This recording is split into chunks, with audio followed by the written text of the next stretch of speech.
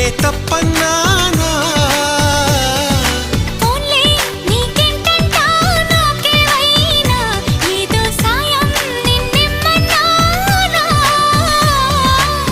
వలపంటే నిప్పు లాంటిది కలకాలం దాచలేనిది సలహా విని ఒప్పుకోవే ఇక